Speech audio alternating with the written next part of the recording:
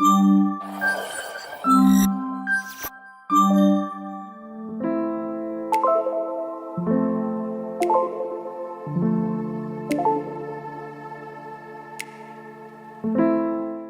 good morning, everyone. Welcome back to the third episode of Take Care podcast. You're here with Morton and Sangha. Thank you, Caroline Green. Welcome to Take Care. It's an immense pleasure to have you on board. We've gotten to know each other through Social Care Innovators, and I know that you've got a really interesting story. You have a PhD, you're a journalist, you have a degree in law. Tell us a bit more about yourself and who you are. Yeah, hi. Well, thank you so much for inviting me. It's a real pleasure to be there, and I'm honored that you're interested to hear about my work. So yes, a little bit about myself. I'm currently a social care researcher. That's what I call myself, based at King's College London. But I have more broadly than social care, I've got an interest in human rights, and I'm really a gerontologist from background. So looking at older age and how to support people growing older. So I bring that together with human rights and social care and long-term care, and that's then my broad research interest. And so going back several years now, I studied law at Edinburgh University, and then decided that I don't want to actually be a solicitor or barrister, and went to do a master's in human rights. Just to really understand human rights from different perspectives. I'm really interested to know more what human rights mean in practice for people, how we can bring human rights alive, specifically in social care settings. And yes, then I suddenly decided that perhaps I want to be a journalist. So I did a course in investigative journalism a few years back in London, and that was really interesting, just to get a different skill set. But then decided that I want to go back into academic research. So after my PhD, I started off at King's College London, and that's where I am now. And I get to do interesting research, but I also get to meet people like yourself and work with organizations like the Institute of Health and Social Care Management, for example. And that's, of course, where we met. So, yeah. Really good. You're someone you do not want to have a beef with. An investigative journalist, knows law, does proper research. I'm going to stay friends with you, Caroline. It's the research I'm mostly focusing on now. Very good.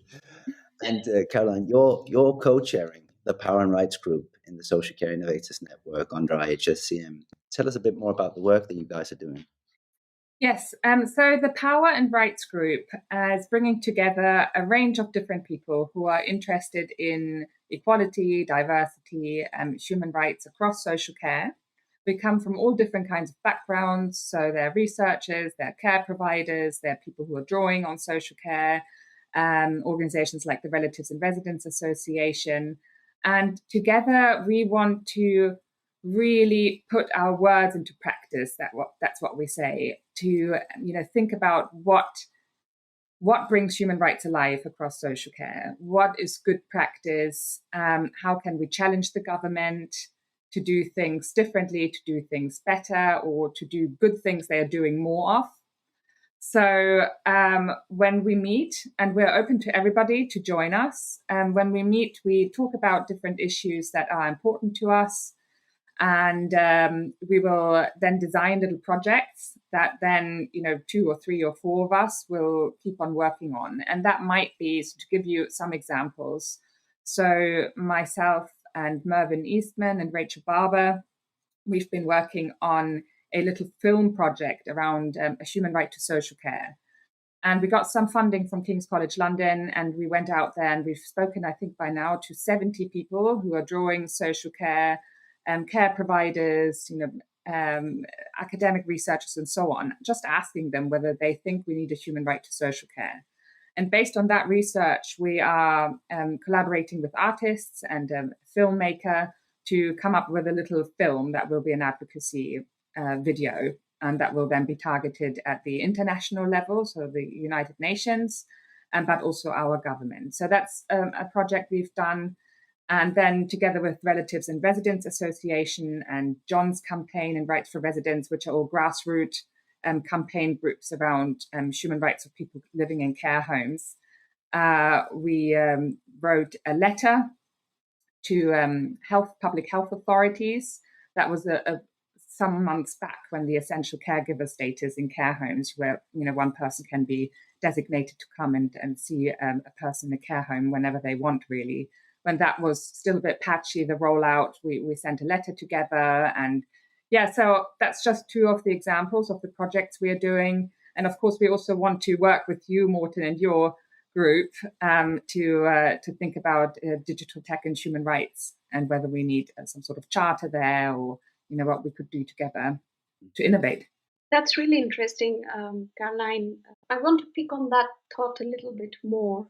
Digital brings in more transparency in wherever it goes and impacts. So how do you think the whole angle of human rights and digital will go hand in hand, or whether there are things that we need to be really mindful of and start talking from now itself, like, for example, digital abuse?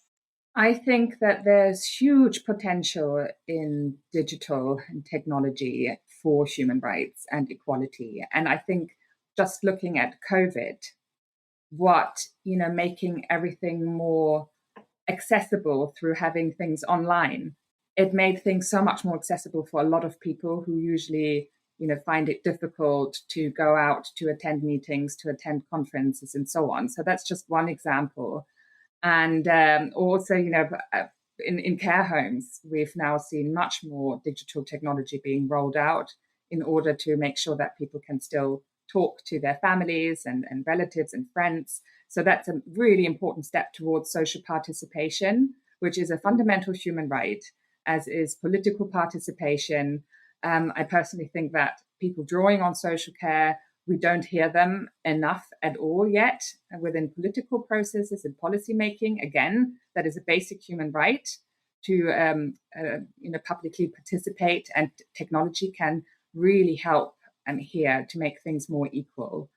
On the other side, though, I also think that we really need to be mindful of. So there are different issues like the right to privacy, of course. That's one of the big, well, I wouldn't even say elephant in the rooms, because I think with GDPR, most people have got a lot of awareness around the right to privacy and what it could mean if someone hacks a big server with lots of health data on it, and this has happened, of course, how harmful it can be.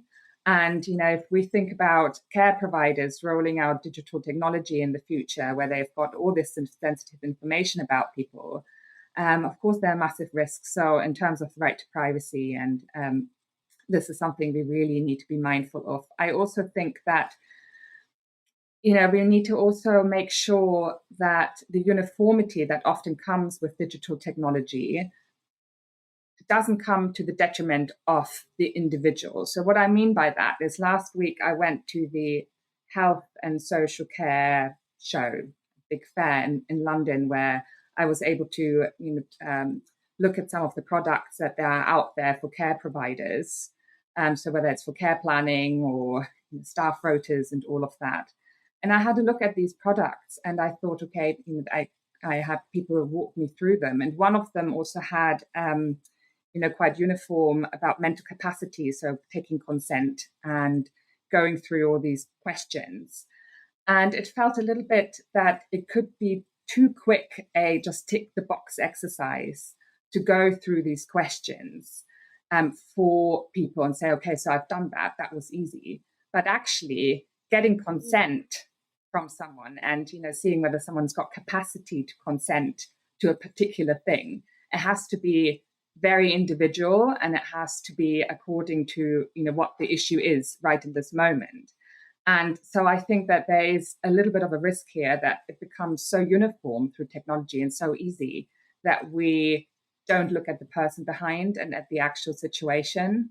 So, and this is just scratching the surface, this one problem and example. I think that the more technology there is, let's even just, think about care bots, or envision the future in 10, 20 years. I think we will have some massive human rights issues that at the moment we can't envisage yet. And I would even dare to say that we'd have to go back into the Universal Declaration of Human Rights and look at whether, those documents that were produced in 1950, 1952 whether those are still up to date with the world that we're going to be living in from now on and 10 years, 20 years down the line. 100%. And, that also includes how we are training our employees, and my experience so far, the way we train GDPR, like I don't even want to go into discussion in there.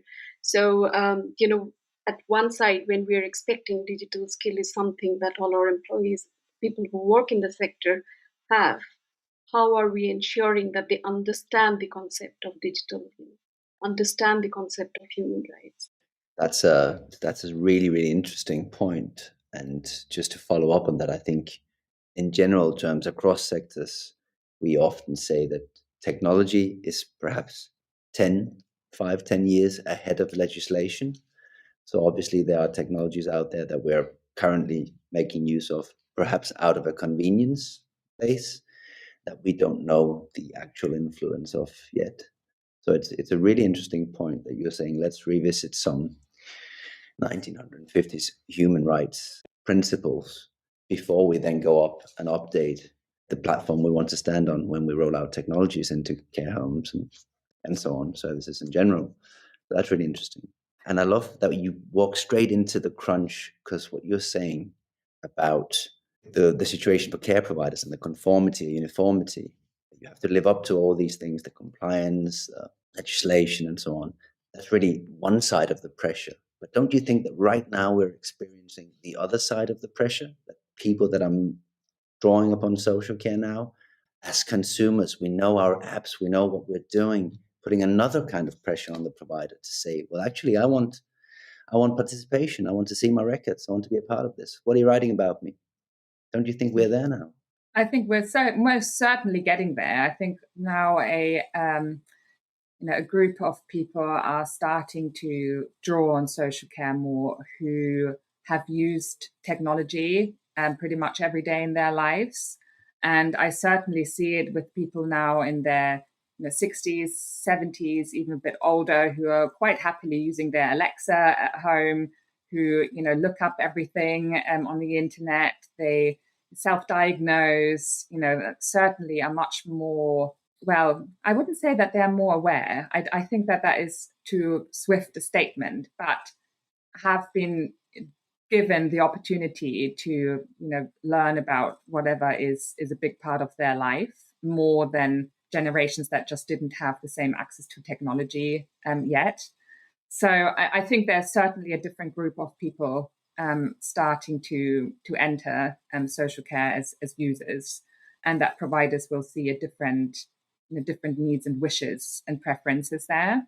What I also, what I often feel is because I do work with a lot of providers and I talk to them and I try to understand from their perspective all the different pressures they are under.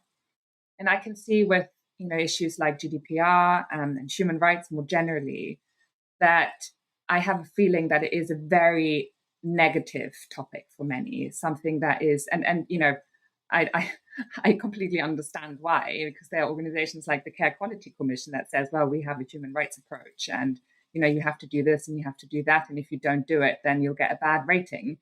But I feel that the quite negative connotation of human rights is something that isn't helpful. I think if we could change the narrative and the way of looking at this beautiful framework of a concept, really, of what is spelled out there for us, and see it as something that we can try and, build technology on, really have those principles at heart, and make it something that is, something in our heads that we want to strive towards and so on. I think it will be much more helpful going forward in the future, because it's always going to be there. So we might as well work with it. Technology is no longer nice to have. It's a day-to-day part of our life.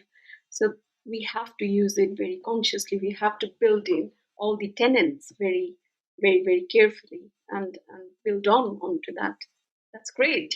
This is such an eye-opening session we had with you. It's really interesting. I think I could continue this conversation on and on for many hours. The same here, absolutely. And Caroline, just before we let you go, then, what are the success stories that you come across where you think we're here now with a point of inclusion that you think is sufficient? Are there any things out there where you can say, wow, that's stellar, that's really good? Well, I love how now quite often on Twitter I come across care home residents. I come across people who are drawing on social care and they're being supported, by the people who care or provide the care for them. And I think that's a huge step and really important. And I hope to see that more in the future. I'm sure we will see with the work that you guys are doing in the Power and Rights Group, and of course the work that you're doing researching on this topic and sharing that. Is there anywhere where we can find information about the work that you're currently doing that you can share a link with so we can have them in the show notes? Yeah, absolutely. I've got a profile at King's College London, so I'll share that with you, and that has some information, and I'm on LinkedIn as well. Thank you. So people know where to find you. Caroline Green, beautiful to have you. Thanks so much for inviting me. Of course. Take care. Take care.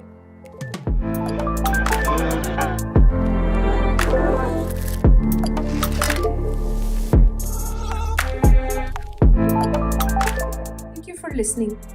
Don't forget to subscribe, review, and share your favorite Take Care podcast with your friends and colleagues. Until we meet next week, take care.